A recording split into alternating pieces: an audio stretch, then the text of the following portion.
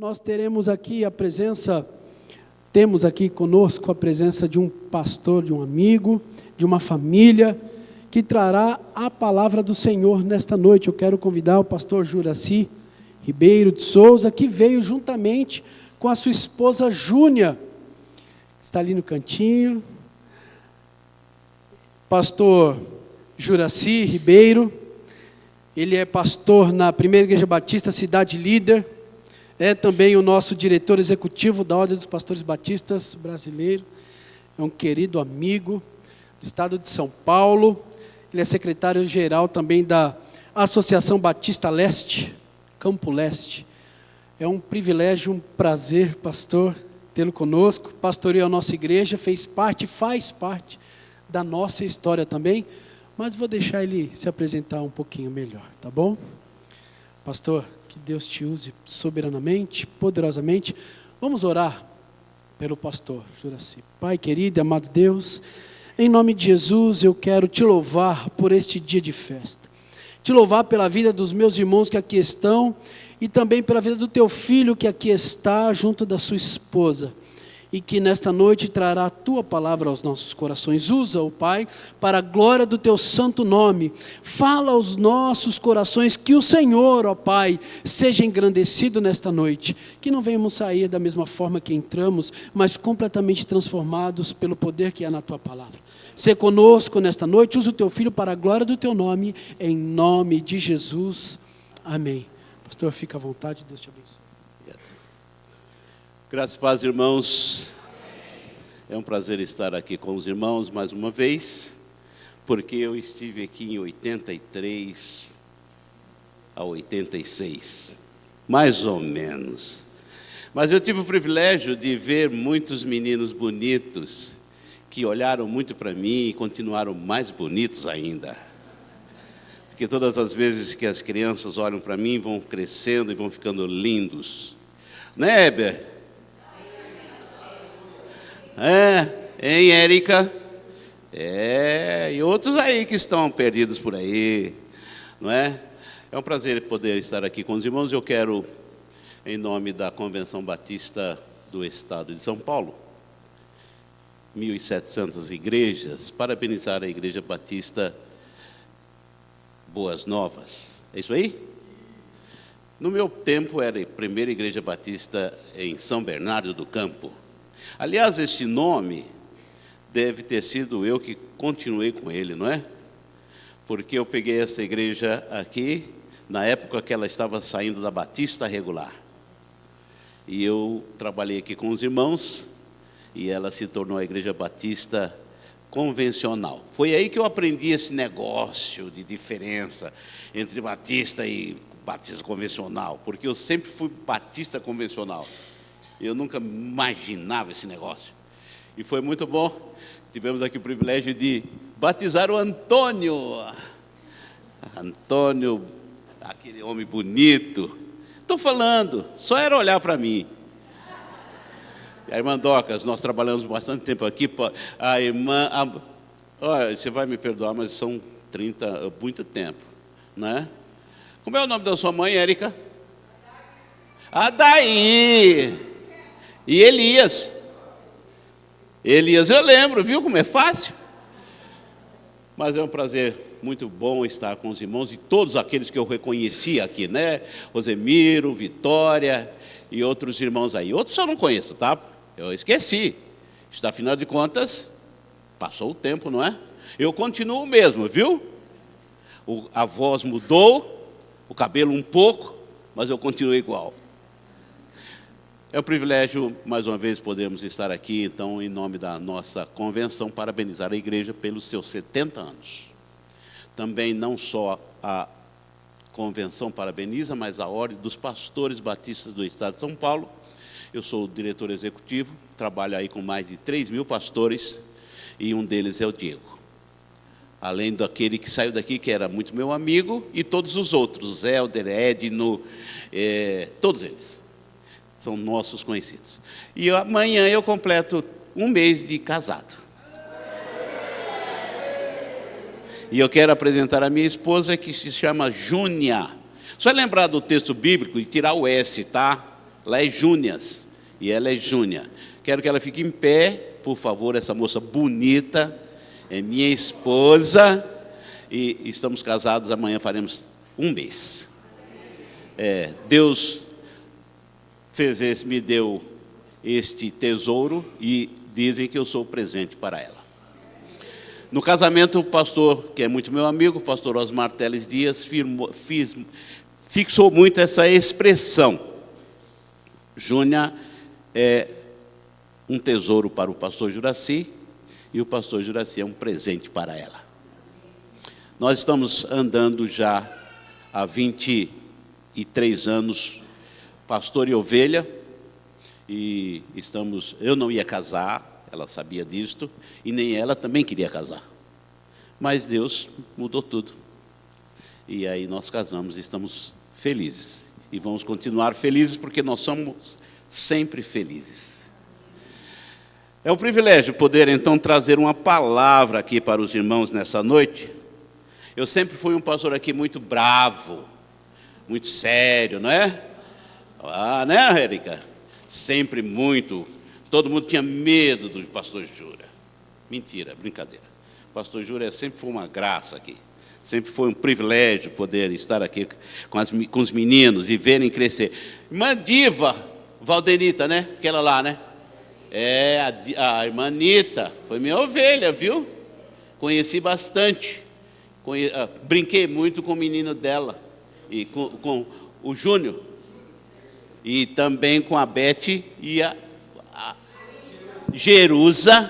Jerusa eu sempre lembro porque tem na Bíblia o nome dela, e quando eu leio o texto da filha, ela é mãe de um rei, e aí falo Jerusa. E a Rita. E aí nós estamos aí. Irmãos, eu não vou abrir a Bíblia, tá? Tá bom? Posso deixar sem abrir a Bíblia? Mas está aqui o texto. Tá bom? Vou conversar com os irmãos, bater papo. Eu não sou pregador. Eu sou um batedor de papo, entendeu? Conversar com os irmãos, bater papo, trocar ideias. Quem sabe até eu vou interagir, não sei. Mas eu quero deixar uma palavra para os irmãos nesses 70 anos. Ninguém faz 70 anos de graça, tá? Ninguém faz 70 anos de graça. E ninguém fica tão bonito em 70 anos, a não ser eu e essa igreja. Entenderam? Só nós. Quando eu cheguei aqui, era totalmente diferente. Aqui havia uma carcaça de igreja, né, irmã Dorcas e Adair e Elias. E hoje é uma igreja muito bonita. Parabéns, viu? Parabéns pelo que vocês têm feito, parabéns pelo que tem sido realizado nesses últimos anos. E todos os pastores que estiveram aqui são muito meus amigos e continuam sendo muito meus amigos. Ok? E para isto houve necessidade de que um Deus maravilhoso estivesse abençoando cada um de vocês. E estivesse andando com vocês a todos os instantes. Eu tenho para mim uma ideia fixa de que Deus está comigo 24 horas por dia. Não sai um minuto, um segundo da minha vida. E eu sei que Ele fez a mesma coisa aqui. Deus não nos abandona em hipótese alguma. Deus é maravilhoso, por isso que cantando ou não cantando, orando ou não orando, esse Deus continua ali do seu lado, lhe abençoando. E vai continuar abençoando essa igreja até Jesus voltar. Ok? E há um texto na palavra de Deus que nos fala sobre a testemunha, ou uma grande testemunha, todos nós conhecemos. Hebreus capítulo 12, versículos 1 e 2. Eu não prego muito, tá, pessoal? Apenas uns 45 minutos a 1 hora, tá bom? Mas eu não quero que ninguém durma, porque se dormir e morrer, eu não sei se vou ressuscitá-lo. Tá bom? Então não se aflija. É brincadeira, tá, pessoal? Depois da pandemia eu não prego mais do que 20 minutos. Que beleza, né? Muito bem. Então, o texto diz assim: portanto, também nós, rodeados de tão grande nuvem de testemunhas, depois de eliminar tudo que nos impede de prosseguir e o pecado que nos assedia, corramos com perseverança a corrida que nos está proposta. Fixando os olhos em Jesus, o autor e consumador da nossa fé, o qual, por causa da alegria que lhe estava proposta, suportou a cruz, não fazendo caso da vergonha que sofreu, e está sentado à direita do trono de Deus, Jesus Cristo. Não há outra palavra onde nós possamos conviver sem ser falando de Jesus. Não precisa inventar, não precisa fazer outra coisa a não ser falar de Jesus, aquele que nos trouxe das trevas para a luz, aquele que nos resgatou, aquele que olhou para nós e deu a sua vida por nós, Jesus Cristo. Então, por isso, irmãos, é um privilégio podermos sempre nos reunir e conversar sobre Jesus. Jesus, aquele que derramou seu sangue na cruz para fazer com que haja um completo preencher em nós. Preencher o vazio que existe no homem sem Deus. Preencher as questões que existem no dia a dia e podemos falar com esse Deus e bater papo com esse Deus e olhar para Jesus e querer ser igual a Jesus. Não o Deus, mas Jesus, o homem, que mostrou como é viver neste mundo e não pecou. Então, é maravilhoso. E nós somos, irmãos, e nós vivemos nessa situação sendo observado. Todos estão ao nosso redor nos olhando, como diz a palavra de Deus. Aqueles que nos precederam, os santos que nos precederam, como diz a própria palavra de Deus, o apóstolo, o autor, para mim é Paulo, tá? Fiquem à vontade, quem quiser questionar, não é? Porque na minha igreja tem alguns teólogos, eu brinco com muitos teólogos, que me perdoem, mas eu continuo mantendo Paulo aqui, tá? 2, então já não estou tão só.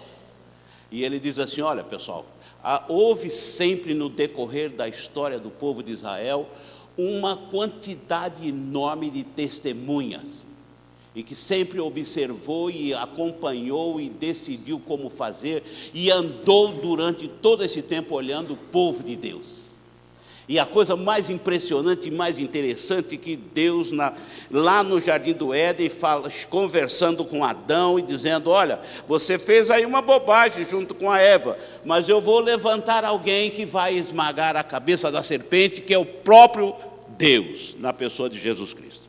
E a história continua, e essa história é muito interessante, porque ele diz o seguinte, ele começa em 6 ou 7 capítulos do Antigo Testamento, mostrando o mundo existente. E ele chama Noé, um homem íntegro e temente a Deus, e faz com que o dilúvio venha, e é destruído o primeiro mundo.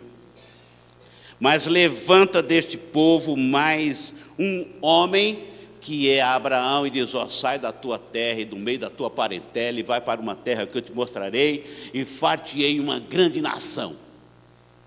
E Deus continua levantando pessoas. E Abraão vem, e não tem filhos, não tem, está numa terra distante, Deus, sai.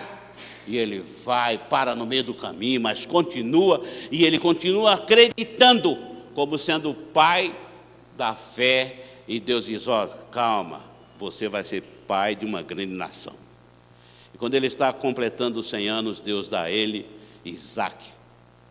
E ele permanece e continua lutando, e continua apresentando, e com 40 anos casa e aparece 2 meninos, e um deles é muito esperto, que é Jacó, e ele consegue tirar do irmão mais velho a primogenitura, e continua. E Deus faz uma seguinte proposta, você vai ser pai de uma grande nação, mas eu vou levar vocês, toda a nação, para uma terra, e vou colocá-los como escravos por um bom período, mais ou menos 400 anos. E Deus continua. E Deus continua sendo a testemunha, mostrando as testemunhas para todos nós e falando do povo de Deus. E Ele vai falando e vai falando, levanta Jacó, levanta José, José vai para o Egito. E não pense que foi enganado, não pense que foi mal feito, não pense que foi errado. Deus tinha um plano, Deus tinha um propósito. E Deus coloca José, e José vira o homem mais importante depois do faraó. E todos respeitam e todos têm uma experiência nova com José. E José mostra verdadeiramente o Deus que é real, o Deus que é verdadeiro. E olha, ficam 430 anos. E aí sofre a consequência de saber que existe um Deus, e aquele Deus quer que eles saiam do Egito. E Deus faz uma coisa impressionante, mostrando seu poder, mostrando a sua graça, mostrando o seu amor infinito, e destrói uma nação, a mais poderosa da época, sem pegar num estilingue. Porque é testemunha, Deus é maravilhoso. E Deus faz com que este povo saia dali, passe pelo Mar Morto, Mar Vermelho, e Deus abre o mar e o povo passa e fica 40 anos no deserto. E o seu sapatinho, não era sapatênis, tá? Nem estraga. Os pezinhos das meninas nem incham. E a coisa mais interessante é que Deus dá comida para esse povo, dá água para eles beberem, e eles fazem festas. Não vou falar do lado negativo, senão vou sair daqui amanhã, estou te falando. E aí ele continua, e Deus continua sendo a testemunha, levantando testemunhas, e as testemunhas vão vendo o poder desse Deus. E aí levanta os juízes, toma a terra prometida, vem os reis. Poderia falar um pouco mais de Davi, de Saul, de Salomão, outros mais. Mas Ezequias, mas eu vou parar por aqui, tá bom?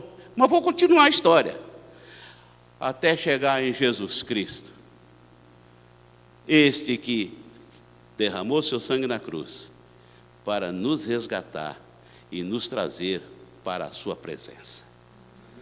Merece esse Jesus Cristo ser admirado e honrado ou não. E por que algumas vezes nós esquecemos dele? Entenderam?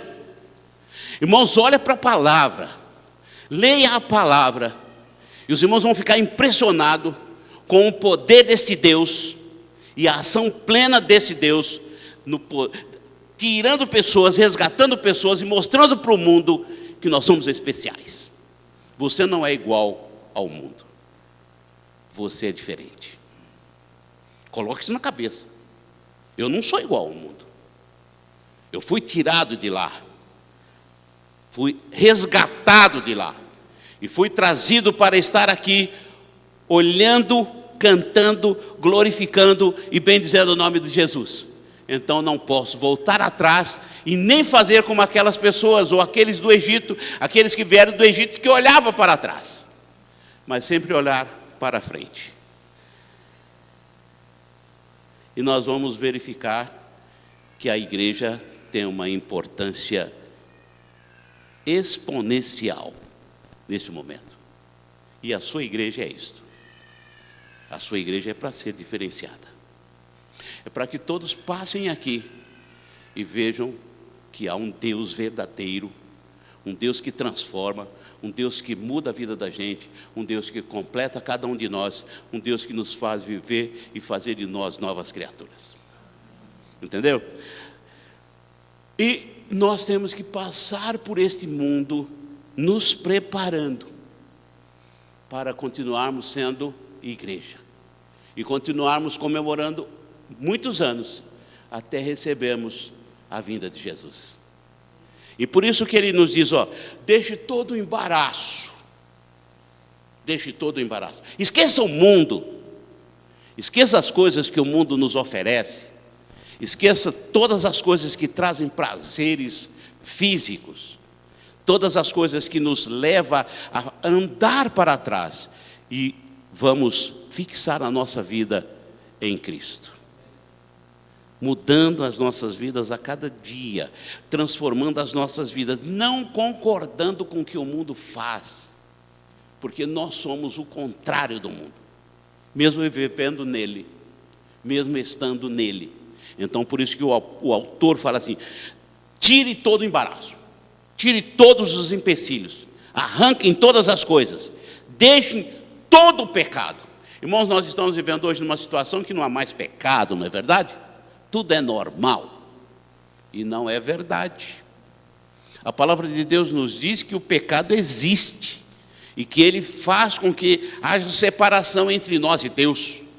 Ele existe e faz com que nós tenhamos a dificuldade de nos aproximar do Senhor, de viver na dependência do Senhor, de vivermos muito bem, porque esse pecado nos impede. E por que não mudarmos, tirando ele das nossas vidas? Ah, pastor, não podemos. Podemos sim, podemos. Podemos porque Jesus pôde. Jesus era um homem igual a gente. A gente tem uma ideia um pouco estranha de que Jesus era o... Nada, Jesus era igualzinho a cada um de nós. De vez em quando ele pegava no pé, ele chamava atenção, ele chamava: para trás de mim, Satanás. Falando com Pedro, o amigão dele, que era do grupo que estava junto com ele. Vocês são como sepulcros caiados, vocês são bonzinhos por fora, mas por dentro são uma podridão. Jesus falava tudo isso. Vocês não falam também, não? Claro que falamos. De vez em quando Jesus pegava pesado, não pegava? Aí a gente fala assim: Jesus era um homem sujeito ao Pai, e não teve por nenhum momento tensões que levaram a desobedecer o Pai. Aí que está o problema. Porque Deus só quer de nós obediência. Deus só quer que nós voltemos para Ele e obedeçamos. Jesus Cristo estava lá no Getsêmani: Senhor, se possível, Pai, passa de mim esse cálice, eu vou ter que enfrentar tudo isso aí. O Senhor pode, mas se não, faz o que o Senhor quer, porque eu estou aqui, pronto para fazer, pronto para me envolver com o Senhor. E Jesus, então, irmãos, Ele foi aquele modelo que todos nós, se quisermos sermos fiéis ao Senhor e à presença de Deus em nossas vidas, precisamos ser igual a Jesus.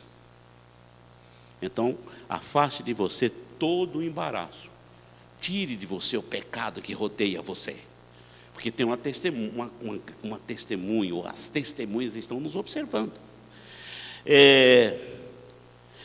E vamos correr, irmãos, correr como o texto nos chama a atenção, correr como o texto nos provoca uma situação, com muita paciência, com muita tranquilidade, com um alvo definido. Qual é o meu alvo definido como filho de Deus? É estar com o Pai, viver com Jesus, viver como no reino. Que o reino, irmãos, o reino é a coisa mais impressionante. Eu não sei quantos dos irmãos já tiveram a ideia de fazer uma visão do reino. Como é bom, rapaz, a visão do reino. Como é o reino? Não é a igreja aqui, não é este mundo, é o reino de Deus que Jesus Cristo criou para nós. O reino de Deus que você, para fazer parte dele, você precisa ter uma experiência pessoal com Jesus, reconhecendo que é pecador, reconhecendo que desobedeceu a Deus, reconhecendo que falhou e agora precisa dele, que ele é o passaporte. Mas quando você entra no reino, sabe, dá um alívio, é tão bom, é tão gostoso você estar no reino, imaginando viver com Jesus eternamente, imaginando, saber que Jesus, que você foi um vitorioso, e que você, só que não pode andar em cima do muro. Como é que você, como cristão, está vivendo? No muro ou no reino? Quando eu estudei na teológica, havia um professor lá chamado Jairo Monteiro. Eu já falei isso aqui, em 1900 bolinha. Já falei. Ou você escolhe estar Está vendo? Isso aí é só o pecado. E nem apagou a luz, hein? E não vai apagar.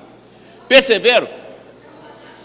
Ou você vive na presença de Deus, ou vive fora da presença de Deus. Ou vive no mundo, satisfazendo todos os seus desejos carnais, porque você tem prazer carnal, ou vive no reino, onde você vive maravilhosamente bem, completo, preenchido, realizado, com a presença de Deus na sua vida todo instante. Você acorda de madrugada, a primeira coisa que vem na sua mente não é a vizinha, que você falou mal dela, e nem que ela vai falar mal de você, é Jesus. Aí você ora, agradece e continua dormindo. Como é bom, como eu gosto. O reino é isso, irmãos. O reino é impressionante. O reino é maravilhoso. Então você não pode ficar em cima do muro. Ou você fica de fora, ou você entra. Isso aqui não é coisa de bêbado. E nem de criança. Porque criança em cima do muro não cai, porque Deus protege. E o bêbado porque o diabo protege. Entendeu? Mas nós não. Nós vamos estar na presença do Senhor, vivendo na presença do Senhor, ou então fica fora. Se você fez uma opção de estar no reino, viva o reino. Que é bom, que é maravilhoso, que é impressionante. Por isso que o apóstolo, ou o autor de Hebreus, quem você queira, diz assim, para que nós temos de correr de um modo paciente, de correr com um alvo definido. Eu vou para o céu, não tem brincadeira, eu vou estar com Cristo. Estou preocupado com escatologia, não estou preocupado com nada, estou preocupado que eu vou viver com Jesus, só isso, basta, não tem que se preocupar com nada disso, viu, teólogos? Tenha que viver com o olhar fixo em Jesus. Vou viver com Cristo, vou reinar com Cristo, vou andar com Cristo, vou fazer tudo com Jesus, porque Ele me resgatou e vou ser herdeiro com Ele. Acabou. Isso é o reino.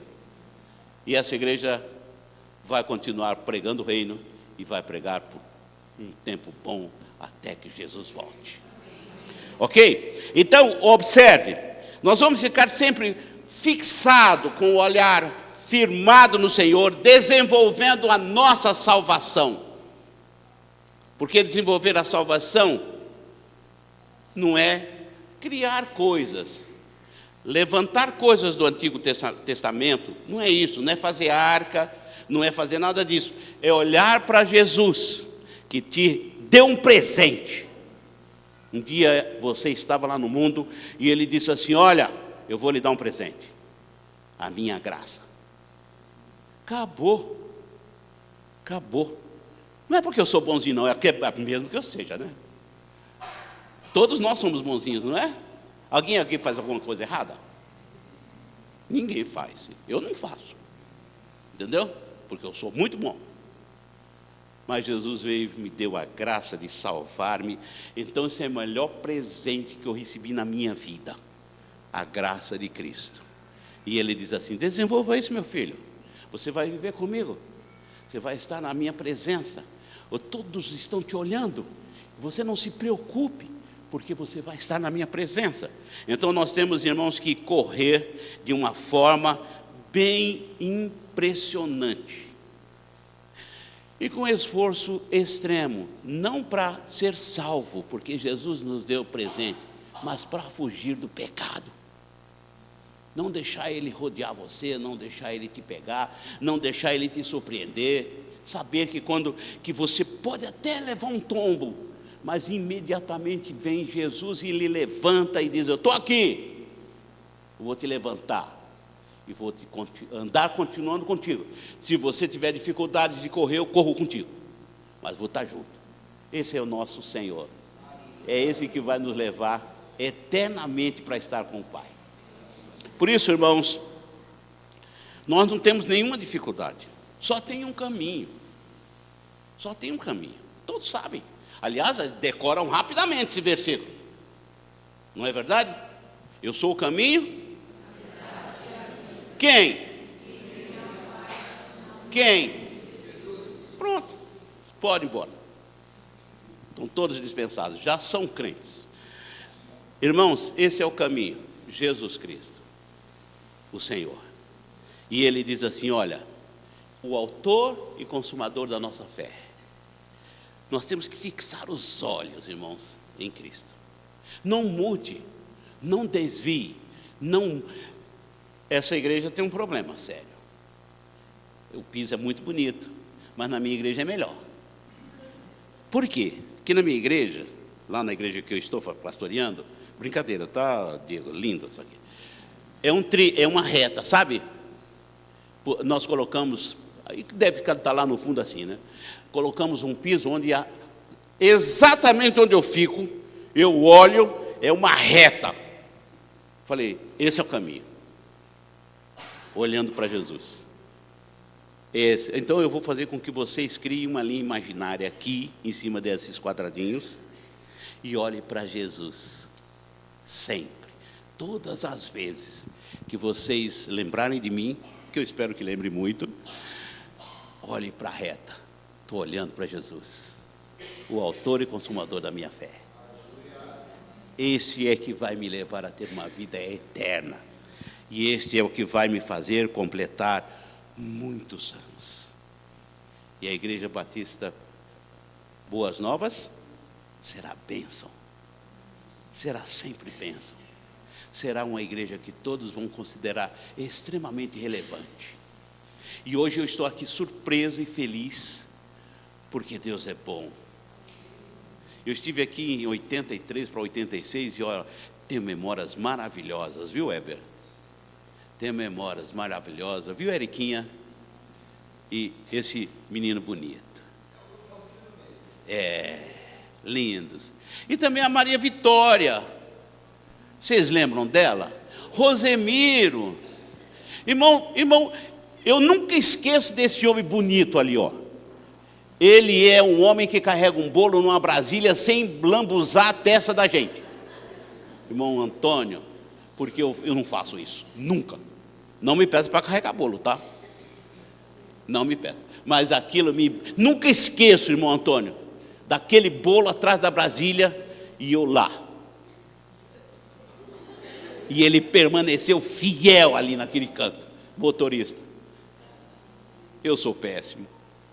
Eu só sei andar para frente muito mal. Então, irmãos, é um privilégio, depois de muitos anos, podermos voltar aqui e ver Deus operando. Isso é o resultado de servir ao Senhor. Isso é o resultado de glorificar e bendizer ao Senhor. Quando eu voltar daqui a 50 anos, você vai estar aqui, né? Não sei, 50 anos, vai saber, né? Mas eu vou estar aqui, eu vou olhar para você, velhinho, que nem aquele irmão que entrou aqui, aquela irmã, sabe? Ou você, eu lembro de você. Vai ser divertido. Deus abençoe você, tá bom? Deus abençoe essa igreja. E que vocês continuem olhando para Jesus, o autor e consumador da nossa fé. Amém? Obrigado, Diego. Deus abençoe.